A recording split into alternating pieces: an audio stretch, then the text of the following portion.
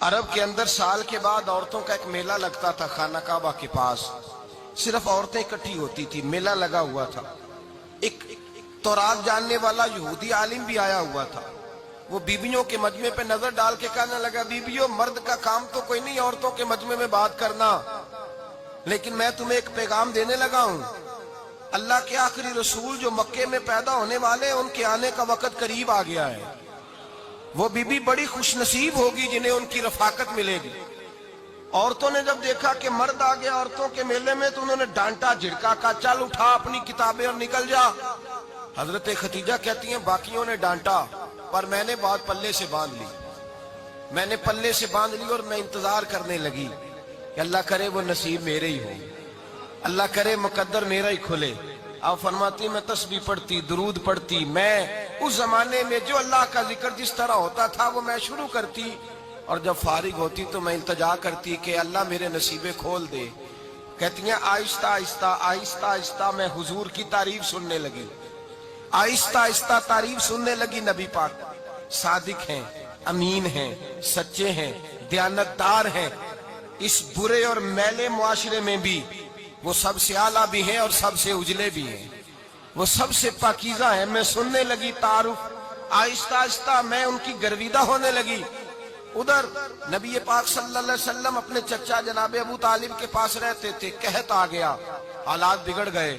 حضور سید عالم صلی اللہ تعالی علیہ وسلم سے چچا کہنے لگے, بیٹے اگر مال تجارت لے کے شام جاؤ تو بڑا نفع کماؤ گے, ہمیں ضرورت بھی ہے, اور اگر ہو سکے تو ختیجہ کا مال لے کے جاؤ. نبی پاک نے کہا چچا میں نہیں کہوں گا کسی سے جا کے, میں نہیں کہتا کسی سے جا کے, جو میرے نصیب میں ہوگا میرا رب خود عطا فرمائے گا, میں نہیں کہوں گا. مصطفیٰ نے تو نہیں کہا. حضرت خدیجہ رضی اللہ تعالیٰ عنہ کہتی ہے میں نے خود اپنی خادمہ کو بھیجا. میں نے کہا جا کے پوچھو تو صحیح کہ میرا مال قبول ہوتا بھی ہے کہ نہیں, پوچھو. نبی پاک صلی اللہ علیہ وسلم سے پوچھا. حضرت خدیجہ کی خواہش ہے کہ آپ مال لے کے جائیں. حضور نے قبول کر لیا.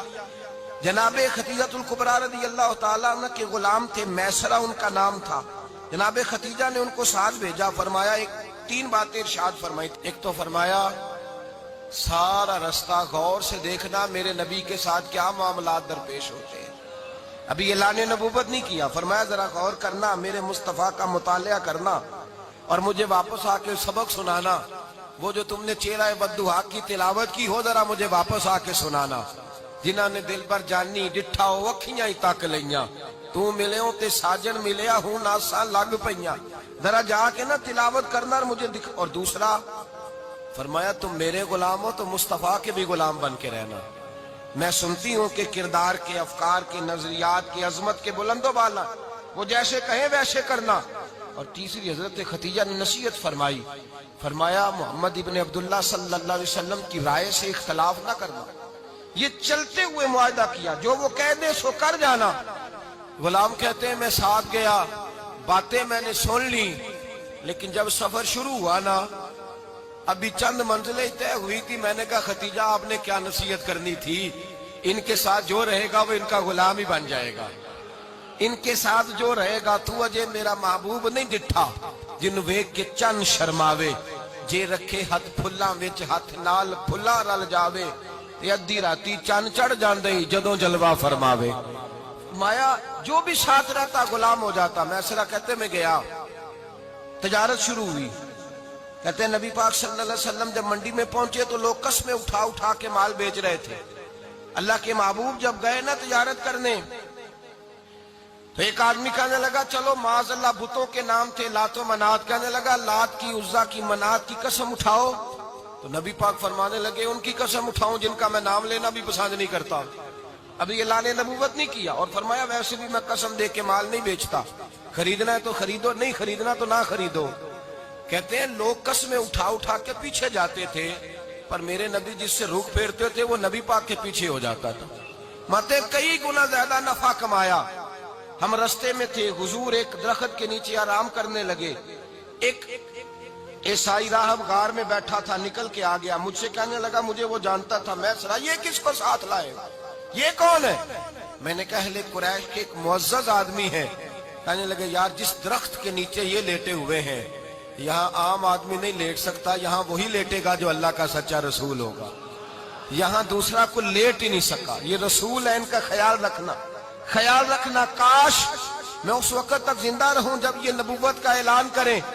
میسرہ کہتے ہیں میں غلام ہو گیا, نبی پاک صلی اللہ علیہ وسلم کی ادائیں مجھے بھانے لگی. جب واپسی پہ نکلے تو گرمی بڑی شدید تھی.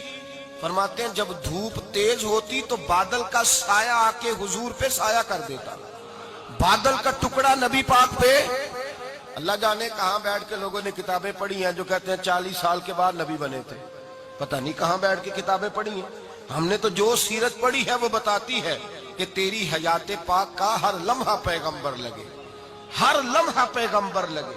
یہاں تو وہ لوگ جو کئی سال پہلے 20 اور 25 سال پہلے حضور سید عالم صلی اللہ علیہ وسلم کی رفاقت میں رہے, وہ اعلان کر لوگ پتہ نہیں کہاں بیٹھ کے کتابیں پڑھتے ہیں, کہاں بیٹھ کے. میرے نبی پاک سے صحابہ نے پوچھا حضور آپ کب نبی تھے؟ فرمایا ابھی آدم کی مٹی گوندی جا رہی تھی, ابھی آدم کی مٹی گوندی جا رہی تھی, میں تب بھی اللہ کا رسول تھا. میرے بھائی نبی رحمت سید عالم صلی اللہ علیہ وسلم کے غلام حضرت ختیجہ کے غلام کہتے واپس آیا, اور پہلے بھی کئی دفعہ حضرت ختیجہ کا مال گیا تھا, بڑے نفع آئے تھے, پر جو نفع اس سال آیا وہ پہلے کبھی نہیں آیا تھا.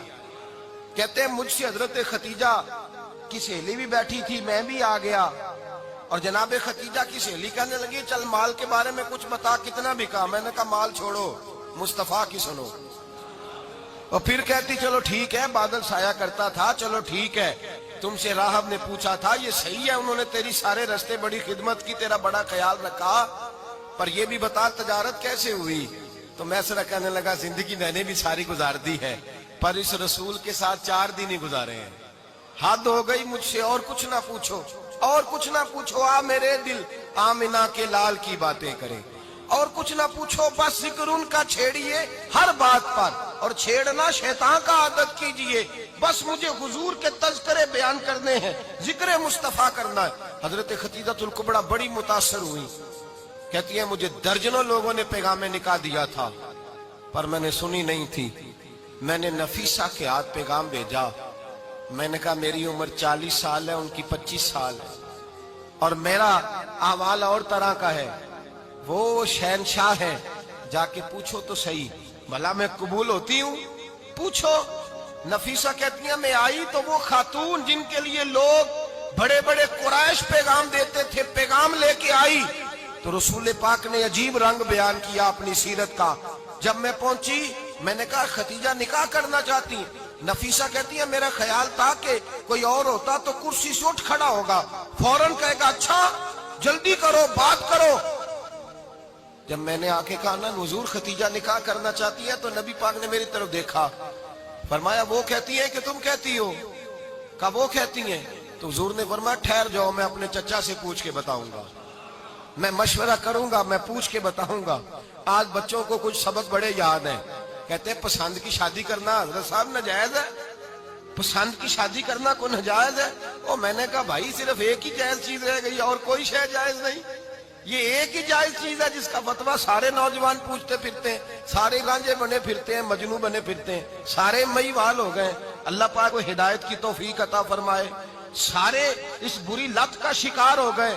او بھائی نبی پاک سوائے خدا کے کسی کے پابند نہیں, لیکن میرے مصطفیٰ نے اپنی امت کو یہ درس دیا ہے کہ جو بڑوں کے شفقت کے سائے میں چلتا ہے اللہ اس کی مدد فرمایا کرتا ہے.